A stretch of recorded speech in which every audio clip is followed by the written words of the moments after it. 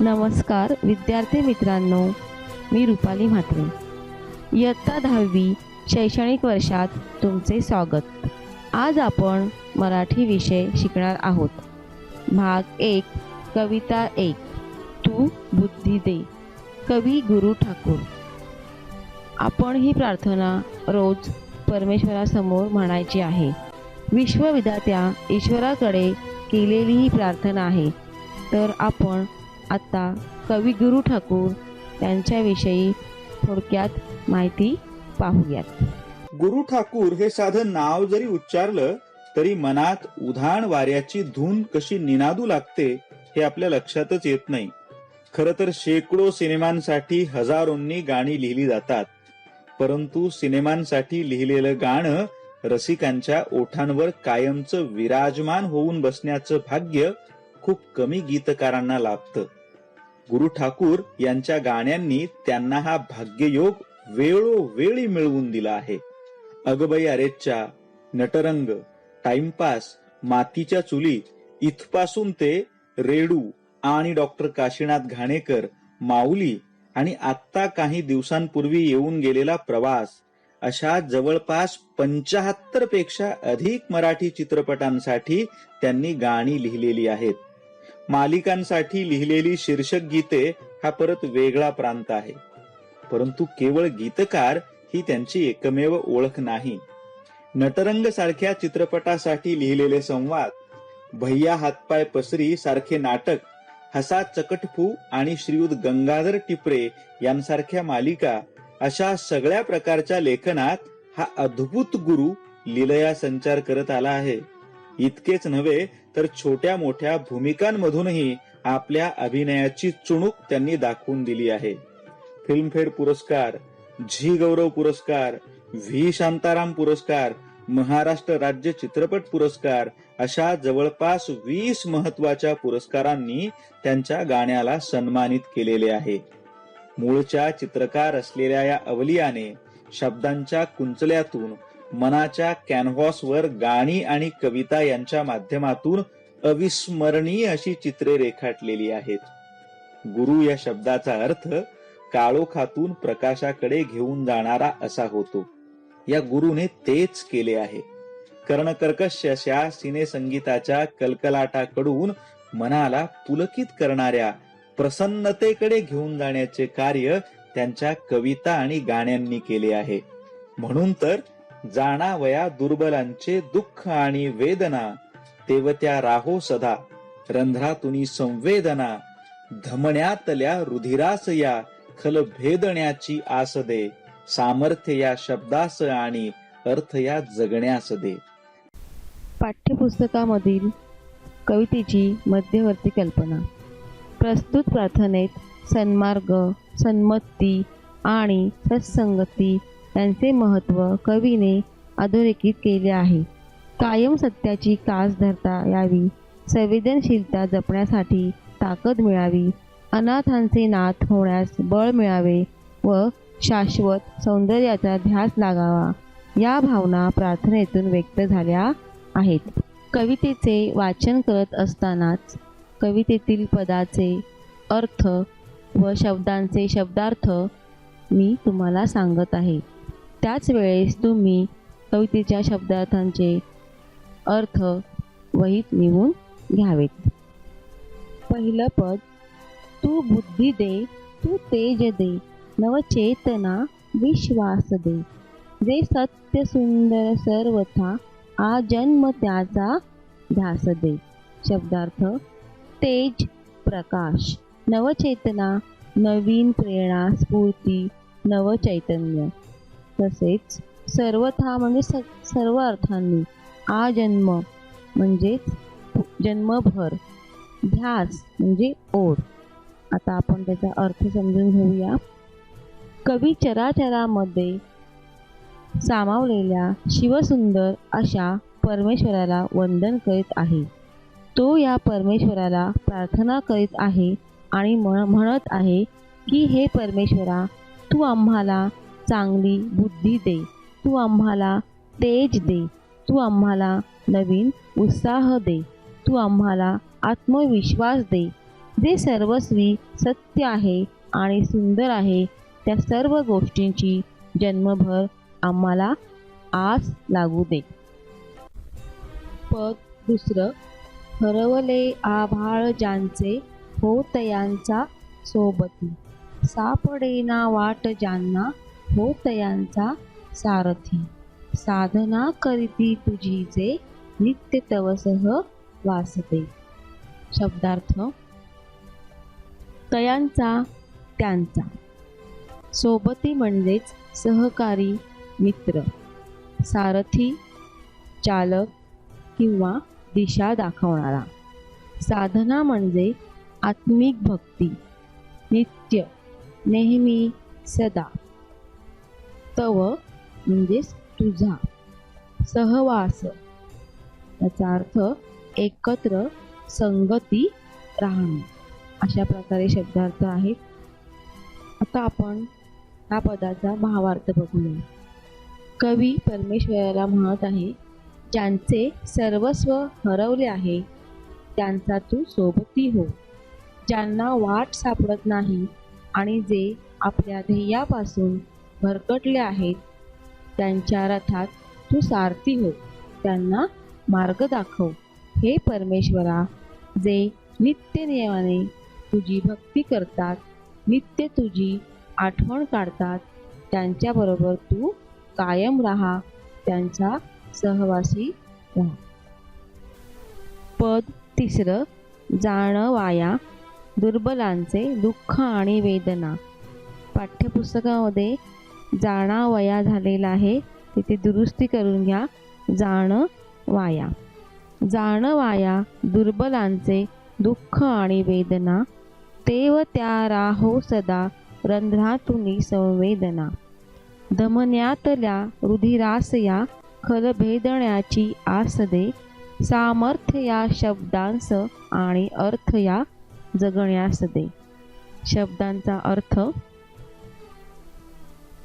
जाणवाया म्हणजेच समजायला, दुर्बल, दुबळे, शक्तिहीन, गरीब. तेवत्या जळणाऱ्या, पेटत राहणाऱ्या. रंध्रातुनी म्हणजेच नसांतुनी आणि छिद्रांतुनी. संवेदना, भावना. धमन्यातल्या, नसांतल्या. रुधिरास, रक्ताला. खल, दुष्ट, दुर्जन. भेदणे, तोडणे, नाश करणे. आस, तीव्र इच्छा. सामर्थ्य, शक्ती, बळ. सन्मार्ग, सत्याचा मार्ग किंवा चांगला रस्ता. आता आपण भावार्थ पाहूयात. कवी म्हणतो की हे परमेश्वरा, जे बलहीन आहेत त्यांचे दुःख, त्यांची वेदना आपणा सर्वांना कळण्यासाठी आपल्या शरीरातील रंध्रातून गरिबांबद्दलच्या, दुर्बलांबद्दलच्या संवेदना, वेदना जिवंत राहू देत. आमच्या रक्तवाहिन्यांमधील रक्ताला दुर्बलत्वाचे शत्रुत्व पार करण्याची इच्छा दे. आम्हाला जगण्यासाठी शक्ती, बळ दे आणि जगण्यासाठी नवा अर्थ दे. आता आपण भावार्थ पाहूयात. कवी म्हणतो की हे परमेश्वरा, जे बलहीन आहेत त्यांचे दुःख, त्यांची वेदना आपणा सर्वांना कळण्यासाठी आपल्या शरीरातील रंध्रातून गरिबांबद्दलच्या, दुर्बलांबद्दलच्या संवेदना, वेदना जिवंत राहू देत. आमच्या रक्तवाहिन्यांमधील रक्ताला दुर्बलत्वाचे शत्रुत्व पार करण्याची इच्छा दे. आम्हाला जगण्यासाठी शक्ती, बळ दे आणि जगण्यासाठी नवा अर्थ दे. पद चौथं. सन्मार्ग आणि सन्मती लाभो सदा सत्संगती. नीतीना ही भ्रष्ट हो जरी संकटे आली किती. पंखास या बळ दे नवे झे पावण्या आकाश दे. शब्दार्थ. सन्मार्ग सत्याचा मार्ग चांगला रस्ता, सन्मती चांगली निर्मळ बुद्धी, लाभो मिळो सत्संगती चांगली संगत, नीती सद्भावना आपुलकी चांगले वर्तन, सदाचाराचे नियम, भ्रष्ट खराब वाईट, झेपावण्या भरारी मारण्यासाठी. आता भावार्थ बघूयात. कवी अशी प्रार्थना करतो की हे परमेश्वरा, आम्हाला सतत चांगली संगती, चांगली बुद्धी, चांगला मार्ग लाभू दे. कितीही जरी आमच्यावर संकटे आली तरी आमची नीतिमत्ता चारित्र्य भ्रष्ट होऊ देऊ नकोस. हे परमेश्वरा, आम्हाला नवीन काहीतरी करून दाखवण्यासाठी आणि आभाळात भरारी घेण्यासाठी आमच्या चिमुकल्या पंखात आम्हाला बळ दे. अशा प्रकारे कवी गुरु ठाकूर परमेश्वराला वंदन करून दुर्बलांसाठी, अनाथांसाठी, वाट हरविलेल्यांसाठी काहीतरी करण्यासाठी परमेश्वराकडे अशी प्रार्थना करत आहेत. परमेश्वराकडे शक्ती मागत आहेत. अशा प्रकारे आपण आज ही प्रार्थना आणि त्याचा भावार्थ पाहिला आहे. ही कविता काव्यानंदासाठी दिली आहे, तरी सर्व विद्यार्थ्यांनी ही कविता किंवा ही प्रार्थना तालासुरात म्हणायची आहे. तरी आपण सर्वांनी आपले हात जोडून ही प्रार्थना म्हणावी. तू बुद्धी दे, तू तेज दे, नवचेतना विश्वास दे. तू बुद्धी दे, तू तेज दे, नवचेतना विश्वास दे. जे सत्य सुंदर सर्वथा